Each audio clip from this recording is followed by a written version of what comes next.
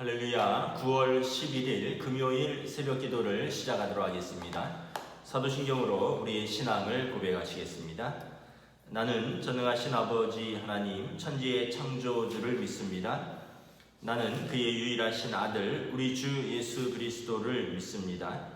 그는 성령으로 잉태되어 동정녀 마리아에게서 나시고 본디오 빌라도에게 고난을 받아 십자가에 못 박혀 죽으시고 장사된 지 사흘 만에 죽은 자 가운데에서 다시 살아나셨으며 하늘에 오르시어 전능하신 아버지 하나님 우편에 앉아 계시다가 거기로부터 살아있는 자와 죽은 자를 심판하러 오십니다. 나는 성령을 믿으며 거룩한 공교회와 성도의 교제와 죄를 용서받는 것과 몸의 부활과 영생을 믿습니다. 아멘. 찬송가 293장 찬양하시겠습니다. 찬송가 293장입니다.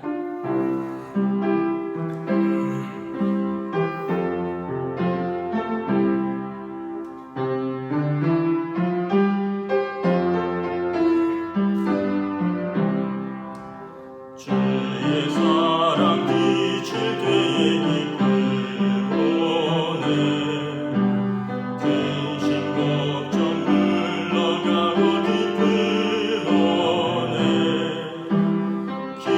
기도하게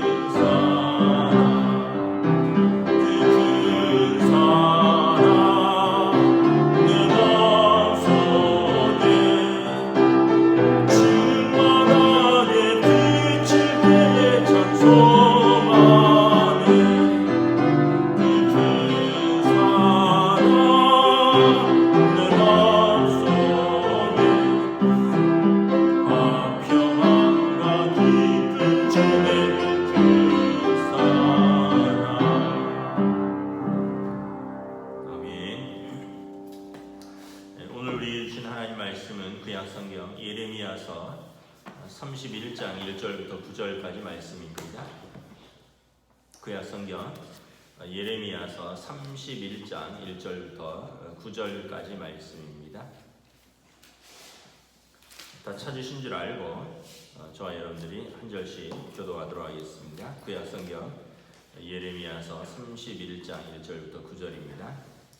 여호와의 말씀이니라. 그때 내가 이스라엘 모든 종족의 하나님이 되고 그들은 내 백성이 되리라. 여호와께서 이같이 말씀하시니라. 칼에서 벗어난 백성이 광야에서 은혜를 입었나니 곧 내가 이스라엘로 안식을 얻게 하러 갈 때에라. 이쪽에 여호와께서 나에게 나타나사 내가 영원한 사랑으로 너를 사랑하기에 인자함으로 너를 이끌었다 하였노라. 처녀 이스라엘아, 내가 다시 너를 세우리니 내가 세움을 입을 것이요 내가 다시 소고를 들고 즐거워하는 자들과 함께 춤추며 나오리라. 내가 다시 사마리아 산들에 포도나무들을 심되 심는 자가 그 열매를 따기 시작하리라. 에브라임 산 위에서 파수꾼이 외치는 날이 있을 것이라. 이르기를 너희는 일어나 우리가 시온에 올라가서 우리 하나님 여호와께로 나아가자 하리라. 여호와께서 이와 같이 말씀하시니라. 너희는 여러 민족 앞에 서서 야곱을 위하여 기뻐 외치라. 너희는 전파하며 찬양하며 말하라. 여호와여, 주의 백성 이스라엘의 남은 자를 구원하소서 하라. 보라, 나는 그들을 북쪽 땅에서 인도하며 땅 끝에서부터 모으리라. 그들 중에는 맹인과 다리 저는 사람과 잉태한 여인과 해산하는 여인이 함께 있으며 큰 무리를 이루어 이곳으로 돌아오리라. 그들이 울면 돌아오리니 나의 인도함을 받고 간구할 때가 내가 그들을 넘어지지 아니하고 물 있는 계곡의 굳은 길로 가게 하리라. 나는 이스라엘의 아버지요 에브라임은 나의 장자니라. 아멘. 할렐루야. 오늘도 새날이 시작되었습니다. 하나님께서 은혜와 평강으로 함께하여 주시기를 축복합니다. 오늘 말씀은 징계를 받은 이스라엘을 유다를 하나님이 다시 일으켜 세우신다라고 말씀을 합니다. 이유는 9절 마지막에 보면 나는 이스라엘의 아버지요 에브라임은 나의 장자니라. 하나님은 그들의 아버지가 되시고 그 백성은 그의 아들이라는 것입니다. 우리는 하나님의 아들, 딸이고 하나님은 우리의 아버지가 되시기 때문에 우리가 잘못한 것이 있으면 때로는 징계를 받을 것입니다. 그러나 우리가 회개하고 돌이키면 하나님께서 그 징계를 거두신다라는 것입니다. 3절에 보면 옛적에 여호와께서 나에게 나타나서 내가 영원한 사랑으로 너를 사랑하기에 인자함으로 너를 이끌었다 하였노라. 여러분, 만약에 어떤 사람이 죄를 지었으면 누가 가장 마음이 아플까요? 그를 가장 사랑한 사람입니다. 만약에 어떤 아버지에게 아들이나 딸이 있는데 그 아들이나 딸이 범죄를 저질러서 큰 징계를 받게 되었다 할 때 본인도 가장 마음이 아프겠지만 본인보다 어쩌면 더 슬프고 마음 아픈 사람은 그 아들, 딸의 부모일 것입니다. 왜냐하면 내가 낳았고 내가 사랑하고 오늘 말씀처럼 영원한 사랑으로 사랑하기 때문에 그렇습니다. 여러분, 어떤 부인에게 또 좋은 남편이 있었습니다. 또는 어떤 남편에게 사랑하는 아내가 있었습니다. 그러나 그 아내나 그 남편이 어떤 실수나 죄로 인하여 어떤 벌을 받게 되었다면 가장 슬퍼하는 사람은 누구일까요? 물론 이제 뭐 배신 당했다든지 더 싫어할 수도 있겠지만 마음 깊은 곳에서 가장 슬퍼할 사람은 그를 사랑하는 남편이나 아내일 것입니다. 왜냐하면 사랑했기 때문에 그렇습니다. 사랑하지 않으면 그렇게 슬퍼할 이유도 없고 그렇게 고통스러워할 이유도 없는 것입니다. 어제 본문에 24절에 하나님께서 그들에게 진노를 베푸셨습니다. 23절에 보면 하나님의 노여움이 폭풍과 회오리 바람처럼 그 악인의 머리 위에 휘몰아 쳤습니다.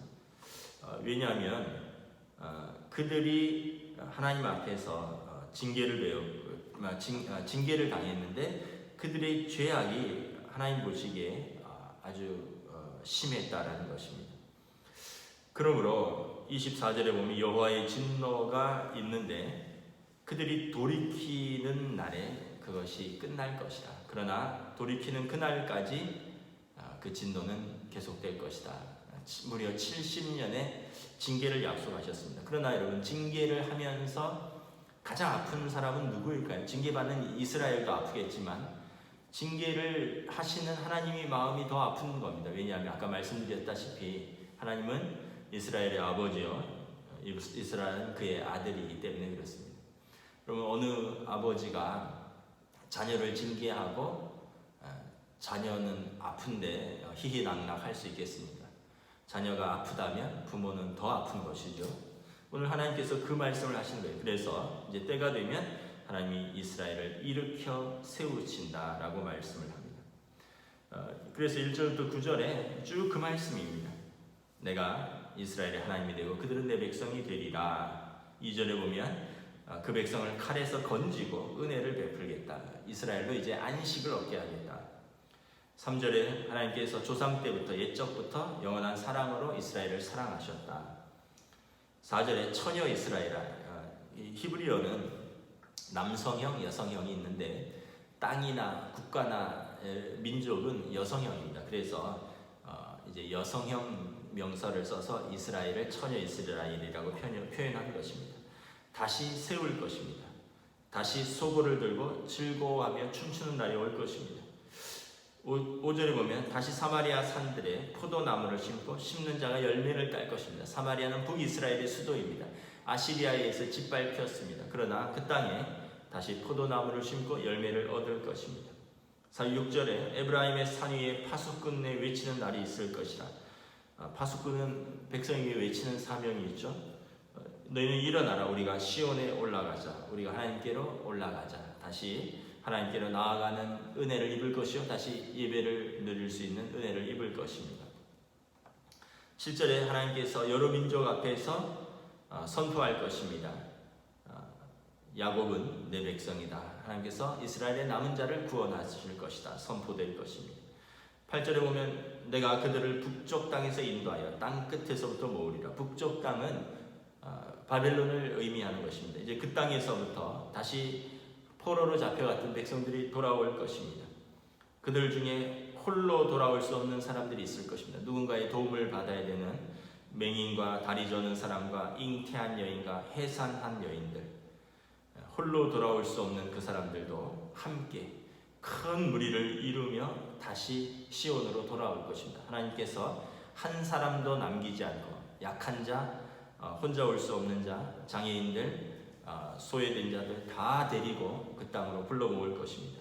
9절에 보면 그들이 울며 돌아올 것입니다. 너무 감격스러운 거죠.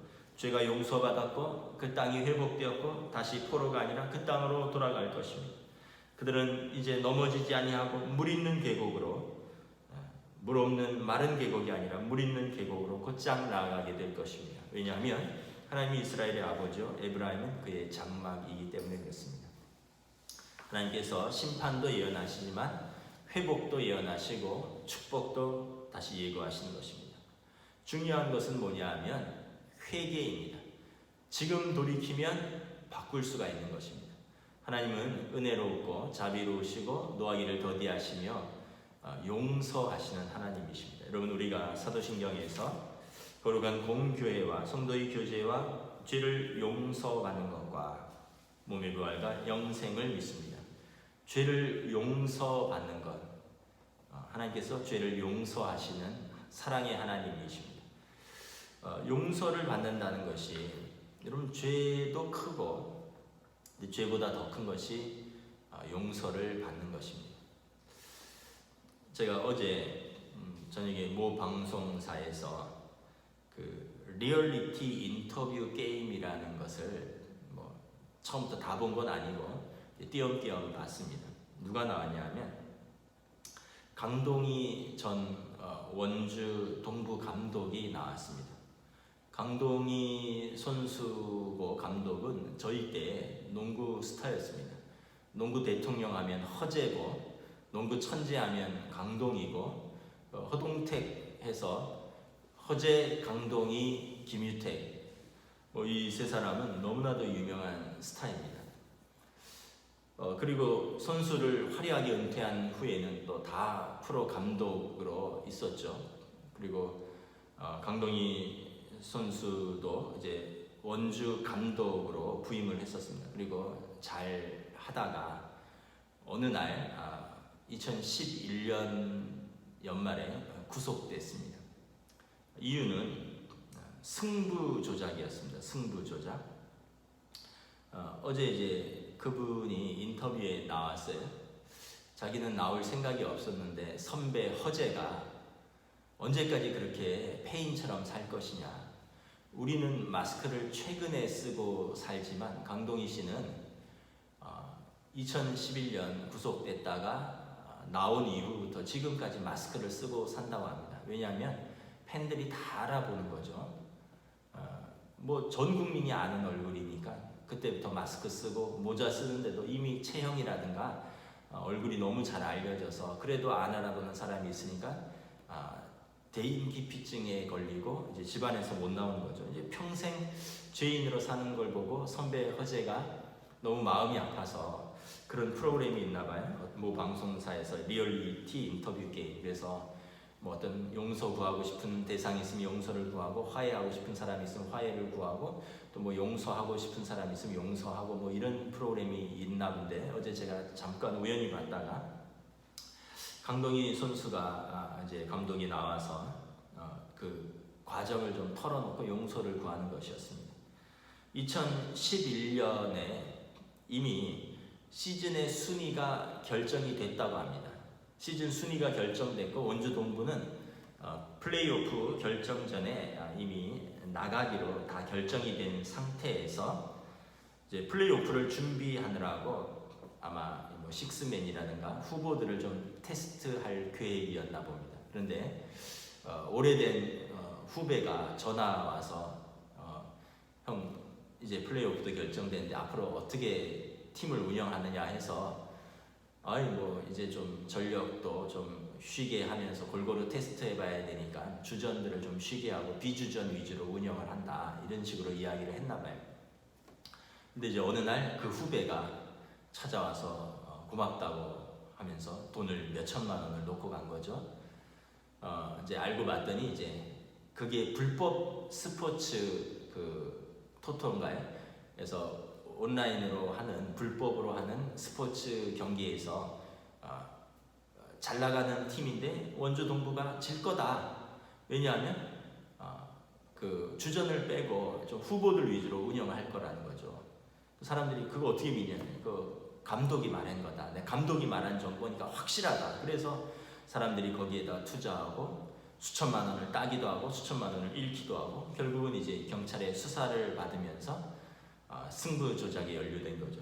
이제 강동희 선수가 이제 감독이 정말 내가 어리석었다. 그냥 친한 후배고 해서 무심코 또 사실은 알려준 거고 뭐 그걸로 처음엔 승부 조작이라 생각을 못했는데 어느 날 돈을 들고 왔을 때 그것을 돌려보냈어야 되는데 받지 말았어야 되는데 순간적인 욕심으로 받은 것이 결과적으로는 경기의 운영 내용을 알려주고 그 대가로 돈을 받은 것이 되고 사실은 그것이 승부 조작에 가담한 혐의가 돼서 팀을 떠나고 구속되고 평생 이렇게 멍해를 지고 살게 된 것이다. 또 자기가 그때 왜 그랬는지 모르겠다. 뭐 이런 하더라고요. 어떻게 보면 여러분 이렇게 죄는 누구나 지을 수 있고 이렇게 아주 은밀하게 다가와서 우리를 유혹하는 거죠. 우리 생각에 우리 일반인들이야 몇 천만 원은 너무나 큰 돈이지만 이 선수들은 아주 한국 농구를 주름잡던 대표 선수들이고 감독이었으니까 선수 때도 연봉이 수억 원이었고 감독 때도 연봉이 수억 원이었습니다. 그래서 뭐 제가 잘은 모르지만 이렇게 20년 이상 선수하고 감독하면 100억 이상은 벌었을 사람들이 수천만 원 때문에 이렇게 감독으로서 농구인으로서 이렇게 명예를 다 실추하나 이렇게 생각할 수 있지만 순간적이라는 거죠. 순간적인 우리의 욕심 또 사단은 이렇게 은밀하게 아주 친하게 다가와서 슬쩍 찔러보지만 거기에 살짝 넘어가면 엄청난 대가를 치른다는 겁니다. 그래서 이제 그 이후에 인터뷰 내용도 좀 말씀을 드리면 두 아들이 농구를 한답니다. 두 아들이 허재 감독도 두 아들이 농구를 합니다. 국가대표입니다. 김유택 해설위원도 두 아들이 농구를 합니다. 아버지 DNA를 물려받아서 농구들을 잘하는 거죠. 강동희 씨도 아들이 농구를 하는데 2011년이면 10년 전이잖아요. 아이들이 초등학생 때입니다. 그리고 뭐 중학교 막 올라갈 때겠죠.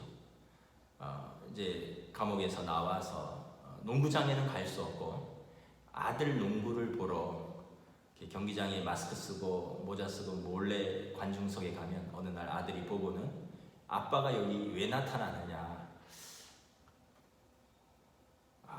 그 이야기를 듣는데 참 마음이 아프더라고요. 아들이 아빠를 부정하는 거죠. 물론 이제 부정하는 건 아니지만 아들이 아빠가 부끄러운 겁니다. 결국은 이제 농구장에도 못 가고 평생 그렇게 사는데 그 믿어주는 사람이 그래도 사랑해준 사람이 한 3명 있죠. 어머니입니다. 어머니. 집에 돌아오면 밥 해주고 또 이렇게 망가지는 아들을 계속 격려해주고 위로해주고 그리고 또 아내죠. 아내가 그냥 묵묵히 뒷바라지하고 아이 뒷바라지를 이제는 아내 혼자 하는 거죠. 그리고 보니까 이제 전 스승을 찾아갔더니 감옥에도 찾아오고 용서해주고 또 아꼈던 허재 선수 같은 선배들. 그러니까 이제 허재가 권유를 한 거예요. 방송에 나가서 사랑했던 사람들에게 사과해라, 용서를 구해라. 그래서 보니까 팬들에게 자신을 사랑했던 팬들에게 용서를 구하고 그리고 온 국민에게 사정을 정확하게 고백하고 용서를 구하고 자기 때문에 이제 갑자기 물러나면서 원주 동부의 전 그 감독 대행 감독이 갑자기 승부 조작에 휘말리면서 선수들 전체가 수사를 받았거든요. 그리고 그 이후에 연패에 빠지게 되고 그 어려운 팀을 맡은 후배 감독 대행에게 찾아가서 용서를 구하고 그때 주장에게 또 찾아가서 용서를 구했습니다. 주장은 이건 감독 혼자서 승부 조작을 하지 않았을 것이다. 주장도 했을 것이다. 자기도 의심을 받았고 경찰서 들락거렸고 선수에게 너무 미안했다는 거죠. 선수를 끌어가는 주장에게. 그래서 또 주장에게 찾아가서 용서를 구하고 이제 팬들 모임이 아직도 있다 그래요. 팬들에게 찾아가서 용서를 구하겠다. 우리가 이걸 보면서 참 죄는 참 이렇게 큰 결과를 가져오는구나. 근데 제가 그거를 보고 이렇게 그게 이제 인터넷 뉴스에 떴더라고요. 그 방송이 나오고. 그래서 제가 댓글을 봤는데 그 정도 했으면 좀 용서해도 될 것 같은데 거기 댓글에 집요하게 또 욕을 하는 사람들이 있다고요. 그렇게 사랑해줬는데 그렇게 배신을 하느냐. 그렇게 돈을 많이 벌어놓고 더 벌고 싶었더냐. 뭐 너는 평생 얼굴을 들고 다니지 말아야 되는데 이게 TV에 나올 만한 그런 제가 그걸 보면서 참 사람들이 독하구나.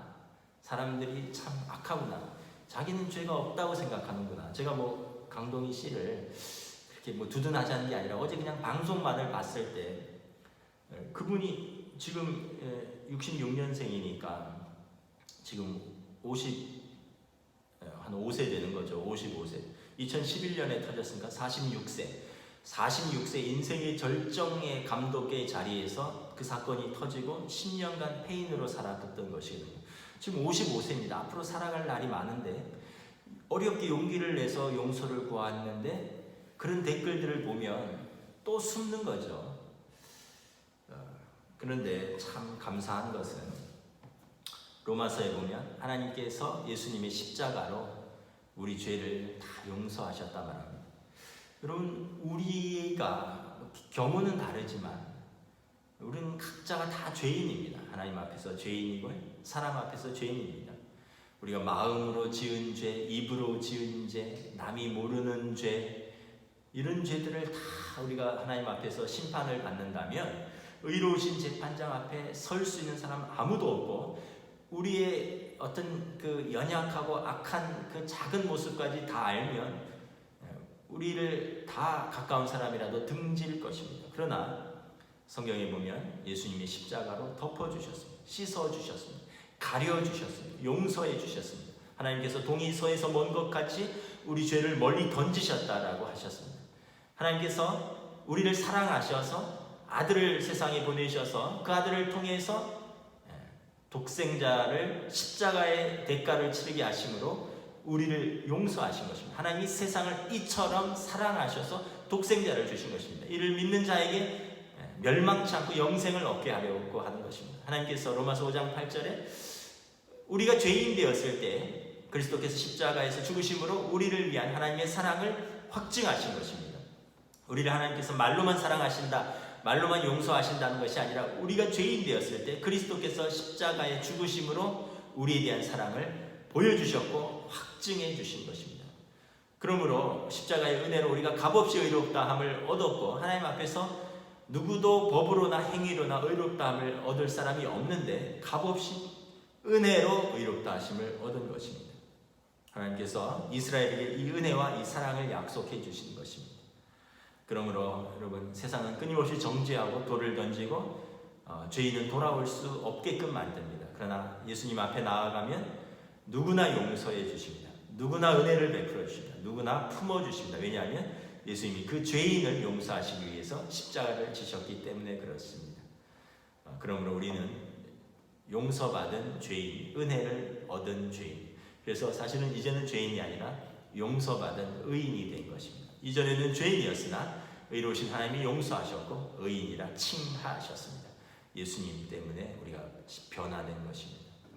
오늘도 여러분 그 은혜를 기억하면서, 오늘도 그 사랑을 기억하면서, 오늘도 여러분 담대하게 믿음으로 감사하며 사시기를 주님의 이름으로 축복합니다. 아멘. 기도하겠습니다.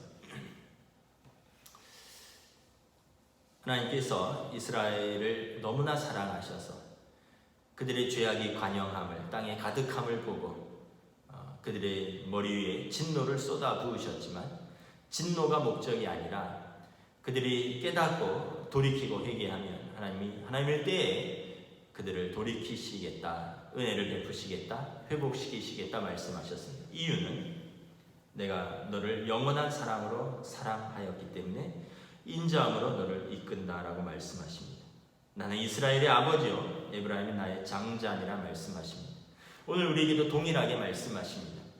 우리 인생에 실패도 있고 연약함도 있고 또 죄악도 있고 때로는 사람들의 손가락질 받은 죄로 말미암아, 우리 작은 죄가 아니라 큰 죄로 말미암아 참으로 사람들 앞에 얼굴을 들 수 없는 사람들도 있지만 어느 누구도 어느 민족도 외면하지 않으시고 예수 그리스도 앞으로 나아오는 자들은 예수님의 십자가의 보혈로 용서하시고 씻어주시고 깨끗게 하시고 회복시키시겠다 말씀하셨습니다. 왜냐하면 하나님은 우리의 하나님이시기 때문에 그렇습니다. 그러므로 우리가 믿음으로 나아가는 우리를 용서하신다고 하셨으니 오늘도 우리가 그 은혜를 붙들고 그 감격을 붙들고 그 사랑으로 살 수 있도록 붙들어 주시옵소서. 우리의 연약한 믿음을 보시사 우리를 용서하시고 우리를 의롭다 하신 하나님께 감사를 드리오며 우리 주 예수 그리스도 이름으로 기도드리옵나이다. 아멘.